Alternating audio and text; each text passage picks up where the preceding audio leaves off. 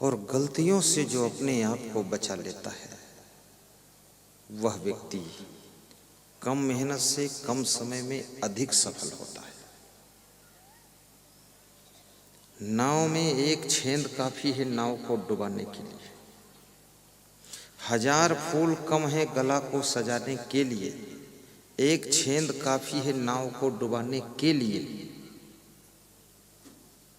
एक अवगुण काफी है जिंदगी भर रुलाने के लिए, 1000 फूल कम है गला को सजाने के लिए। आपकी जिंदगी में दुख आता है तो आप झांक कर देखिए, कोई न कोई अवगुण होगा इसलिए दुख आया है, अन्यथा दुख नहीं आ सकता है। जीवन में जितने दुख दिखते सब निज दोषों के कारण ही, पर जिसको इतना ज्ञान ना हो वो दोष मिटाना क्या जाने। ये पथिक जी एक संत हुए हैं, उन्होंने पंक्तियां लिखी हैं। जीवन में जितने दुख दिखते वे निज दोषों के कारण ही, वे निज दोषों के कारण ही, पर जिसको इतना ज्ञान न हो वह दोष मिटाना क्या जाने, पर जिसको इतना ज्ञान न हो वह दोष मिटाना क्या जाने। उन्नति का साधन सेवा है जिससे ही आत्म शुद्धि होती, जिससे ही आत्म शुद्धि होती, पर लोभी मोही अभिमानी सेवक पद पाना क्या जाने, पर लोभी मोही अभिमानी सेवक पद पाना क्या जाने।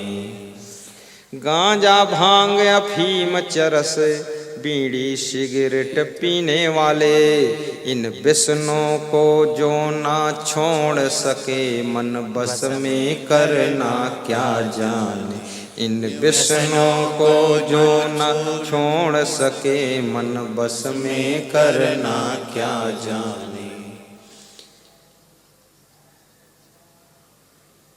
जीवन में जितने दुख दिखते सब निज दोषों के कारण है।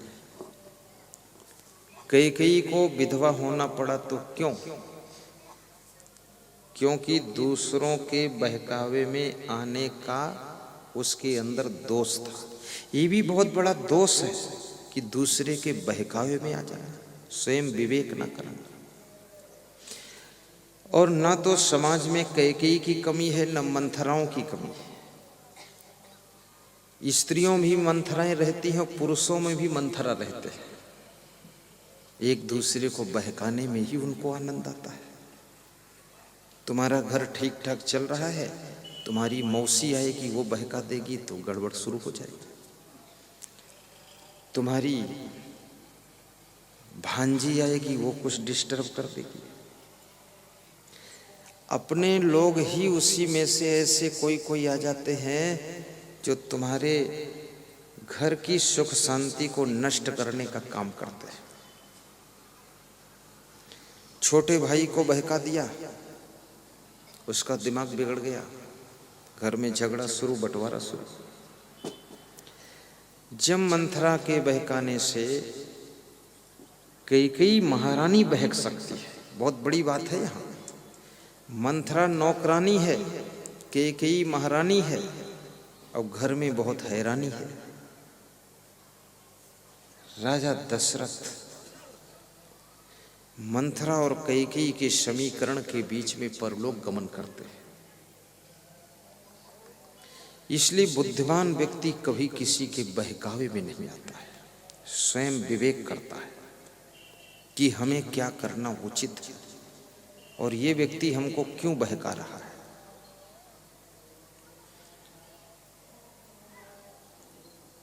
और मंथरा छोटे से लालच के कारण ये काम करती है, इसलिए कहते हैं लालच बुरी बला।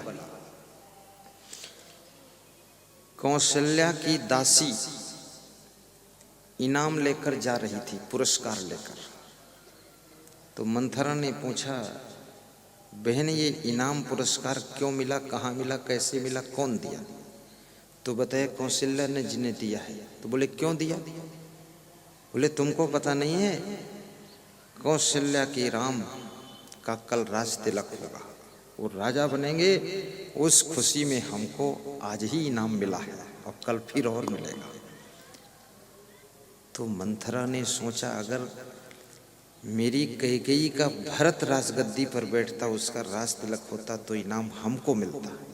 ये छोटे से इनाम का लालच, छोटी सी पुरस्कार की बात मंथरा के मन को बिगाड़ती है।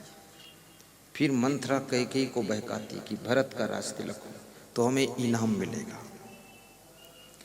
छोटे से स्वार्थ के कारण किसी के बहुत बड़े खेल को कभी बिगाड़ना मत, ये बहुत बड़ा पाप होता है। और याद रखना, कोई खुशी का समाचार है तो खुशियों को भी हजम करना सीखो। खुशियों को बहुत जल्दी व्यक्त मत कीजिए, अन्यथा खुशियां पुनः दुख में बदल सकती। कौशल्या को ये समाचार मिला था राम का राज तिलक होगा, तो कौशल्या इस खुशी को अगर अपने आप में हजम कर लेती और किसी को इनाम न बांटती तो शायद ये लफड़ा आगे बढ़ता नहीं। लेकिन कौशल्या अपनी इस खुशी को जाहिर कर रही है। महात्मा विदुर कहते हैं जो व्यक्ति अपने हर्ष को, खुशी को पीकर हजम कर जाता है, हुल्लड़ नहीं मचाता, और जो अंदर उठे हुए क्रोध को शमन कर लेता है, वह व्यक्ति राज्य और लक्ष्मी का अधिकारी बनता है, उसे सफलता निष्कंटक मिलती है, कोई बाधा नहीं। इसलिए खुशियों को भी हजम करना सीखो।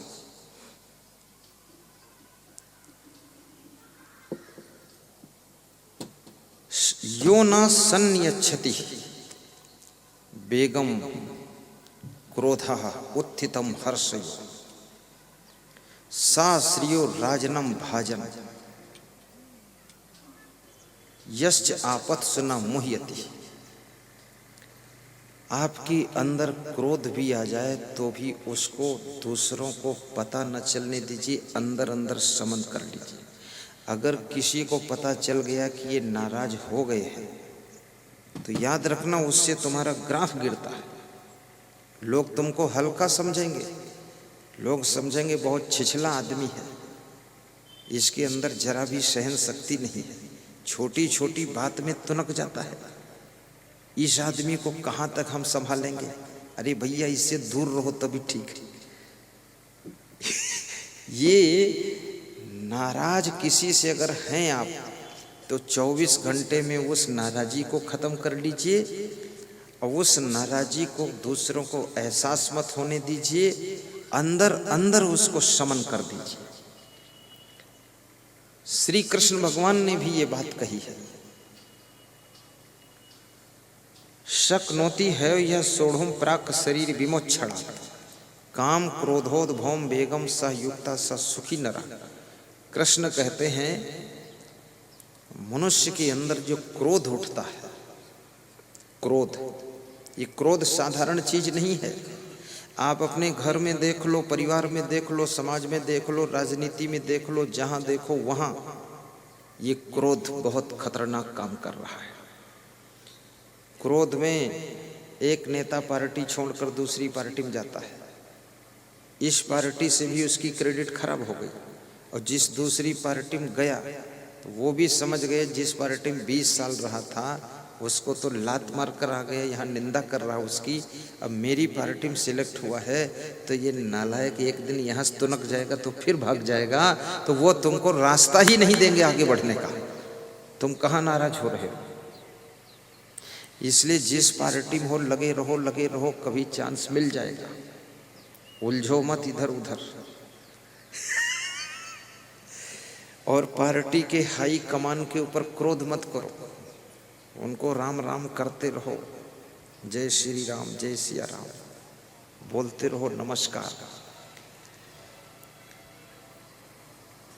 क्रोध के साथ में भी विवेक की बहुत बड़ी आवश्यकता है। गुस्सा आने पर भी जो व्यक्ति अपशब्द नहीं निकालता है, गुस्सा आने पर भी जो व्यक्ति अपने मुखमंडल के ऊपर गुस्सा की झलक नहीं आने देता है, और गुस्सा आने पर भी गुस्सा में कोई रिएक्शन नहीं करता है, और गुस्सा आने पर भी अपने कर्तव्य को नहीं छोड़ता है, और गुस्सा आने पर भी अपने धर्म से विचलित नहीं होता है, और गुस्सा आने पर भी अपनी जिम्मेदारियों को पूरी तरह से वफादारी से निभाता है, और धीरे धीरे अपनी गुस्सा को खत्म कर लेता है और सहनशीलता को बढ़ा लेता है, वही व्यक्ति धरती का सबसे बड़ा देवी देवता होता है।